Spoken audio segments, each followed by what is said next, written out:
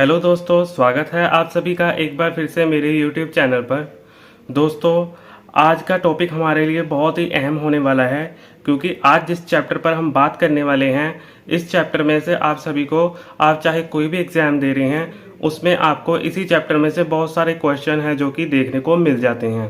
तो आज का जो हमारा चैप्टर होगा वो होगा भारतीय आर्य लोग के ऊपर, यानी कि भारतीय आर्य लोग कौन थे या ये कहाँ से आए थे, इनका निवास स्थान क्या था और इनके विस्तार के बारे में आज की वीडियो में हम जानेंगे। तो स्टार्ट करते हैं आज की इस वीडियो को।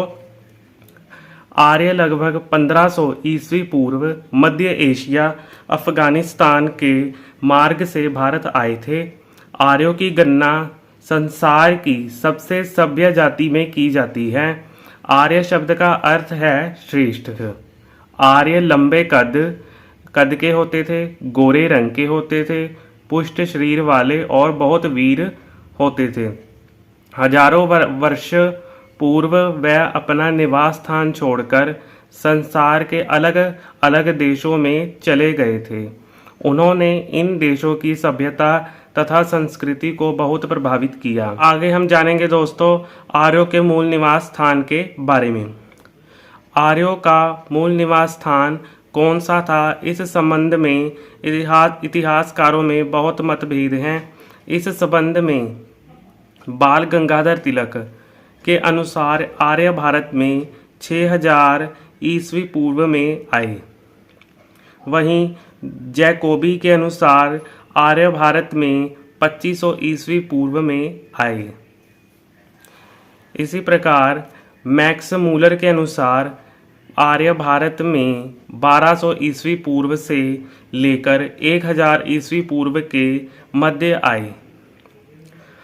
आजकल अधिकांश इतिहासकार उनके भारत आगमन का समय 1500 ईस्वी पूर्व से लेकर 1000 ईस्वी पूर्व के मध्य मानते हैं। आर्य लोग भारत में अफगानिस्तान की ओर से आए। वह इकट्ठे एक बार नहीं बल्कि कई समूहों में लगातार कई वर्षों तक आते रहे।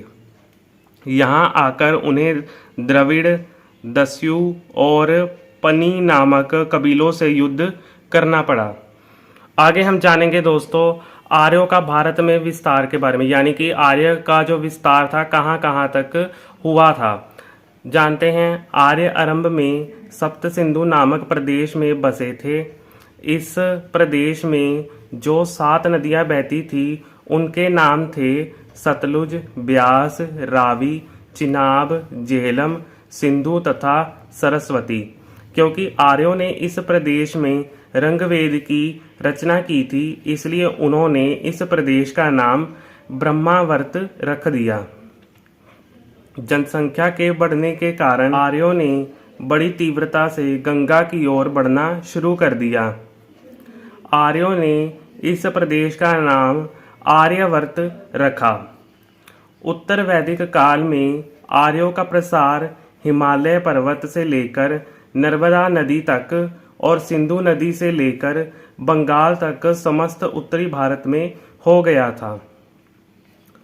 आगे हम जानेंगे दोस्तों कि आर्यों के सर्वमान्य सिद्धांत के बारे में कि आर्य लोग कहाँ के थे। यहाँ पर हम जानेंगे हम निम्न कारणों से प्रोफेसर मैक्स मूलर के मध्य एशिया के सिद्धांत को सर्वमान्य मानते हैं। यानी कि जो प्रोफेसर मैक्स मूलर के सिद्धांत को सर्वमान्य सिद्धांत माना गया है। यहाँ पर हम जानेंगे मध्य एशिया के लोग जिन देवताओं की पूजा करते थे उनमें से अधिकांश देवताओं की पूजा आर्य लोग भी करते थे। इस प्रकार यह स्पष्ट है कि आर्य लोग भारत में आगमन से पूर्व मध्य एशिया में ही रहते थे। आर्यों का मुख्य व्यवसाय पशुपालन था, इसलिए आर्य लोग भारत में आने से पहले भी पशु व्यवसाय करते होंगे। पशु चराने के लिए उपयुक्त स्थान मध्य एशिया की विशाल चारगाहों का हो सकता था। इससे स्पष्ट है कि आर्य लोग आरंभ में वहीं रहते हों और चारों की कमी के कारण वहां से अन्य देशों में चले गए होंगे। आर्यों के वेदों तथा ईरानियों की प्रसिद्ध धार्मिक पुस्तक जेंद अवेस्ता पढ़ने से ज्ञात होता है कि दोनों के पूर्वज इकट्ठे रहते थे। शायद यह देश मध्य एशिया ही होगा। जिस भौगोलिक स्थिति, प्राकृतिक दृश्यों तथा पशु पक्षियों का वर्णन आर्यों के ग्रंथों में आता है, वह सब मध्य एशिया में मिलते हैं। इसलिए उपरोक्त सिद्धांत को पढ़ने के बाद यह सिद्ध हो जाता है कि आर्य लोगों का मूल स्थान मध्य एशिया ही था। आगे हम बात करेंगे दोस्तों, ये जो पहले हमने बात की है दोस्तों यहाँ पर आर्य ऋग वैदिक आर्यों के बारे में। आगे हम बात करेंगे दोस्तों उत्तर वैदिक आर्यों के बारे में, यानी कि जान लेते हैं इसके बारे में भी। उत्तर वैदिक काल की सभ्यता आर्यों की उस सभ्यता को कहते हैं कि जो ऋग्वेद की रचना से कई 100 वर्ष पश्चात अस्तित्व में आई थी। यानी कि ये जो सभ्यता थी ऋग्वेदिक सभ्यता से 100 वर्ष बाद अस्तित्व में आई थी। इस सभ्यता के संबंध में जानकारी हमें सामवेद, अथर्ववेद, ब्राह्मण तथा उपनिषद आदि ग्रंथों से मिलती है। उत्तर वैदिक काल में आर्यों के राजनीतिक, सामाजिक, धार्मिक तथा आर्थिक जीवन में महत्वपूर्ण परिवर्तन आए।